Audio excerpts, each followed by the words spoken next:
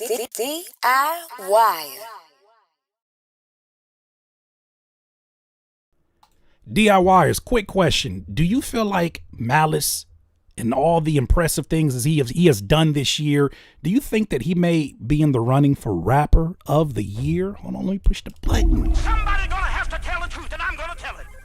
I don't ask this, and I don't say this with any intent to separate the amazing group effort that has been happening with the Clipse, but I do raise this question because my brother raised this question, and it really had me thinking. Shout out to Justin. You know, he says right now Malice is my front runner for MC of the Year Clipse. And since we know BET awards and you know the different awards that would celebrate such an effort in this moment, hip hop awards and all that, since that's being canceled thanks to Panasonic, thanks to Paramount, we need to be the ones that celebrate it. He says this after a supremely impressive verse that was on the new JID album, God Does Like Ugly, on the song Community. Here's what he had to say. Let's expand on this a little, some more. Gun. Clipse is on Community. Malice's verse is incredible. Malice's verse is, to me, the standout verse on that. JID's verse is great too, don't get me wrong, and so is Pusha T's. But this Malice run, right now, he is my front runner, for MC of the Year. And I just think what he's done on this Clipse project, you tack this on there, he is my personal front runner. I think there's a lot of great rapping that's been taking place this year, but Malice is probably the most unexpected and has had a lot of impact for someone who hasn't put out a Clipse record since 2009. And I don't think he's put out a project since maybe 2017, 2016, something like that. You know? The more that I think about just what's being done, the more that I'm just in amazement. Just first of all, as a rap fan, because you don't get many lives in hip hop. Right? You don't get many opportunities after a certain age. Hip hop has had a very interesting relationship with the topic of ageism, and being 52 and being in this space right now where people are even considering the conversation of him having some of the best verses of the year. I think it's a no-brainer when I think about the things that he did on the album that still got me in the headlock, Let God Sort Him Out. But just pay attention to this verse in particular and see if you see a little bit of what I'm getting at, because I think that if you can't make a case for MVP, I think you could damn well make a case for most important Player of the Year. So Malice says on this verse on Community, on JID's new album, my ghetto's not your culture. Niggas really die here. So hard to say goodbye. It's the only lullaby here. Kilos turning boys to men. Gotta pick a side here. First of all, it's so hard to say goodbye to yesterday. Slow it down. It's a play on words with boys to men. Kilos turning boys to men. Some were Jesus Shuttlesworth. Some were Nasir. Some of us were Nasirs. As time goes by, it's an eye for an eye. My niggas Mob Deep. The fittest gonna survive here. Eye for an eye. Mob Deep. As it says in the annotation. Alluding to the songs Eye for an Eye, Your Beef Is Mine, and Survival of the Fittest off their sophomore album, The Infamous. Come on, keep going. We New Jersey drive here. Chop shop ride here. The Jack in the Box couldn't come as no surprise here. Slow it down. You niggas rent to own. Street cred get denied here. Section 8 living, we treat it like a timeshare. Mother, auntie, cousin couldn't tell you who reside there. But never seen a father that was government devised here. Conquer and divide here, crash and collide here. When kings can't raise a young prince, the doves cry here. Candy Lady right there, Zombie Land right there. Them apartments be the perfect backdrop for any nightmare. He's been doing this all damn year. And I want to go back to this interview that the Clipse had with Elliott Wilson right after the project, or I think it was a little bit before the project had actually dropped, where even Pusha T is being questioned about, is he seeing any of the rumblings of people being like, man, your brother kind of got you on some of these records. Here's what he had to say, because to me, I don't think big up in one is downplaying the other. I think if anything, it is a true testament to, first of all, an artist's dedication and love of the craft and respect of the craft, but then also too, just showing that somebody who I think in Pusha T used to be a lot of folks' favorite in the Clipse, which is why the solo career made a whole lot of sense to a lot of us as hip hop fans. It's dope to see him get this type of love at this stage of his career. Peep this section out real quick from this interview. And not Why no not? Malice, Why not no not? Malice, but Why a Malice not? solo Why album. not? Why not? So you guys will get pulled into who's rapped better on each song and who got the better verse. And Well, they things saying like it. that. They say he got me. I'm 0-2 right now. You 0-2 in these They songs? said I'm Ace trumpets and so be it? Listen, they said Ace trumpets. They say you did and- the Prodigy flow, you and did the Nori flow. Yeah, You listen, got they you. picked them both fucking times. Hey man, You 0-2? I'm You down 0-2. I'm fighting back. I gotta fight back. Nah. You don't buy into that, Malice? I don't buy into that at all, man. I don't buy into it. You know, The net said it. It's got to be true. The net said it. Cool album, man. I'll say this. It can't be denied. Obviously, you see the respect that they have for one another as brothers and obviously as group members of the Clipse. But most important, I'm really making an argument for that today, especially when I think about how far he's come. And also, too, you know, part of the reasoning why he left the secular hip hop world for a second, he talks about this in his Rapzilla interview that they had 10 years ago. And when you hear this and then you see what he's doing, I think it puts a lot of this in proper context. Most important to me, especially when it comes to the way that future generations will look at their artists, their favorite artists, as they get older and older and older. This is one of the most important moments for a rapper to display this type of skill set, but also to have this type of push, this type of rollout by the machine. I think that I think it could do a lot of good moving forward. Peep this interview that he had with a Christian platform called Rapzilla 10 years ago. I feel as though I have a gift, you know, a talent. I really love hip hop. It's just about what I'm going to promote and,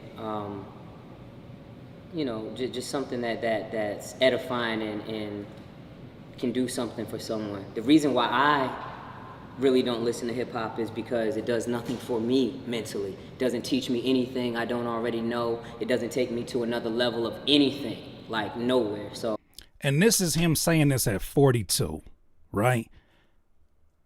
And I can relate.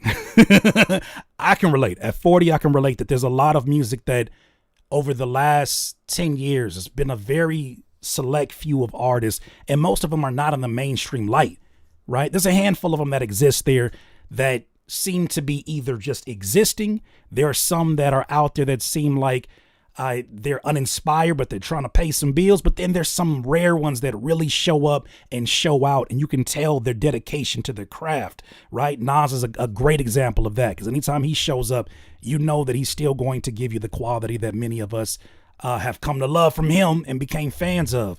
But to be at this juncture at 42 and to say, I don't think that hip hop is providing anything for me conceptually or, you know, content wise that does anything for me, I can't learn from it. Now think about 10 years from now, from this date, he's the one doing the teaching. I think that's fire. for me, I'm not being taught, so it's just like blah to me. I have to be very careful because, you know, I was there, I was that, I did it, you know. I can even remember my mind frame. It was about me, it was about what I could acquire. But I will say, I believe at least, and not to even act like it's any better than anybody else, but with Clipse, there was an art form in it. It was the way we put those lyrics together. It was the way we put words together. It was the way, you know, it was the pictures that we painted. So it is tons of art, metaphors and, you know, analogies and similes all throughout, you know, vocabulary, articulation is huge as far as art is concerned. It was just the canvas. I don't really feel it did anyone any good, or I believe that it's done more harm than good. Now think about what he said here 10 years ago about how uninspired the sound of hip hop was at that point in time. We're talking about 2015, right? And this is no disrespect to any albums that made or came out at that time that you felt like were full of all kind of inspiration. This was his viewpoint 10 years ago to say that the state of things don't feel like a place that he can you know, gain something in terms of almost like food. He's not getting good food and nourishment from this. And for him to be in this space where he is being fed and doing the Christian hip hop that he was doing underneath the name No Malice, there's a lot of things that make sense for him now to be in this position of teaching. But he's doing it in a way where he's not like looking down upon the audience. He's not waving his finger and saying, he's giving you the perspective of, I came from here. I speak to this specific audience. And this is where I'm at right now. And I think that can be more powerful than sitting there pointing your finger at somebody, telling them what they should be rapping about or should and shouldn't be doing. I think that him doing what he's doing right now, this is once again making the argument for MVP of the year, most important of the year rapper. There's no better teaching device than experience. There's no better teaching device than actually doing it. And to do it on this level, to show what is possible, I think this gives the perspective to a young crash out, to a younger dude that doesn't think life is going to be as long as it could possibly be for Malice, that life is that long, that there is more living to be done. I think when you have that perspective that there's so much life ahead of you, for some people it's humbling, and for some people it makes them really look at their current situation and realize how temporary it is and how you don't want to make permanent decisions off of temporary emotions. Just something to think about. And I feel like it's like that with a lot of music, especially with a bunch of kids who are very impressionable. I really, if you're grown and you're old and you know better and that's what you choose to do, then, that's pretty much your business. And I'm not trying to wear a cape and save the world or anything like that, but there are young kids out there who really don't have a choice. All they hear is, something one-sided, and they tend to emulate that and want to go after that and want to make a lot of money and want to live this kind of life, and because the devil paints a pretty picture or whatever. But with what I've seen and what I've been through, I'm just sharing that, And look at him, fam. Like, I don't know how this don't make anybody feel something. I know if you're detached from the culture, it doesn't. I don't know how you don't listen to that and feel something where it's like he's now in a position to where he can not only set the example, right? Because I even look at, I don't know if you've been catching, we're not going to cover that, but I don't know if you've been catching some of the posts that have been going up by their fitness trainer, who is showing them like hard at work in the gym. As they're touring right now, doing these shows, they're still working out, right? Still obviously handling their responsibilities within their families. It's showing them taking care of themselves in their late 40s and early 50s. And I feel like that's something that's not stressed enough unless a rapper has a book deal or some kind of fitness sponsorship or app that they want to push in the conversation. And sometimes that dilutes the message of, take care of yourself, brother, as you get older. Take care of yourself, especially in this culture of hip hop, where there's a lot of things that we talk about, a lot of things we smoke, a lot of things that we drink that really don't set us up to live long, healthy lives. I look at what he's doing and he says, not only can you rap like this into your 50s, but you can look like this too. But you got to take care of yourself and somebody got to set the example. I really feel like we're getting a better quality of OGs in this coming generation. Somebody gonna have to tell the truth, and I'm gonna tell it. I feel like they're really doing the work that a lot of OGs before them, their OGs, didn't want to do because of their pursuit of income, their pursuit of money, their selfish pursuit of whatever it is. These are better OGs setting themselves up and saying, you can still dress as good as you want to dress. You ain't got to let all that shit go just because you make it to a certain age. I love it. I love it. I love it. I love it. I'm going to finish this one out and get to another clip. Just sharing what I've been through. I hear, I get a lot of encouragement. People tell me that they was always feeling something, but they couldn't quite put their finger on it. And, when I became a Christian and my life was transformed and I shared, it's a lot of power in that, in anyone's testimony, because someone out there can relate, someone out there can identify, and if they look to you with any kind of esteem, and and you speak it just like I was speaking it, the other way, but a lot of people have told me that they've been very much inspired. And look at him, bro. Even in these interviews, bro, it's so crazy to see him in these interviews and speak about his faith with no with no hesitation, no filtering. the way you got to get in the building and you got to do something worth people paying attention to sometimes. Like, you have to really use your God-given gifts and put yourself in a room with people who may feel like your story, your status is too detached from them, and look at what he's doing with it, right? He's in these interviews and being unapologetic about his faith, and I think that you got to be there in order to make these things happen.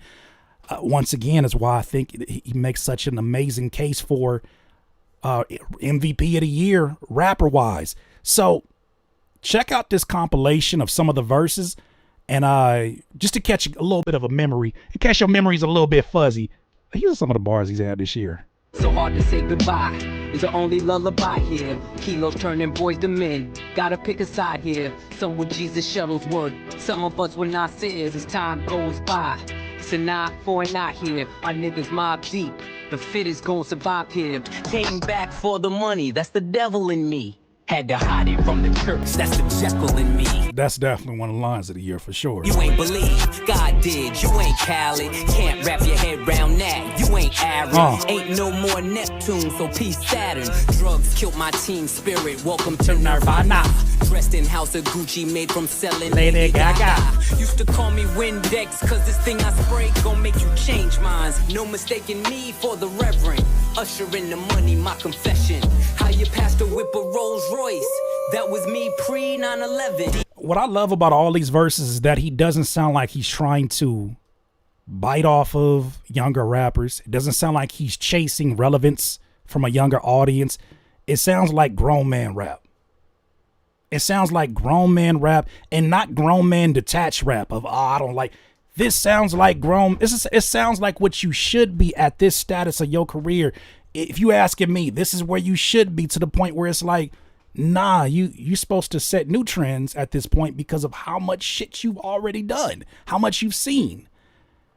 I also want to go to this breakdown here just to kind of show you some of the intricacies of what's going on. Shout out to my guy over at Dissect Podcast. This was interesting because I did not catch this. But this shows you what happens when you dedicate yourself to the craft. And after these amount of years that they've been dedicating to it, this should be no surprise how great they are, but you still want to make sure that you honor it.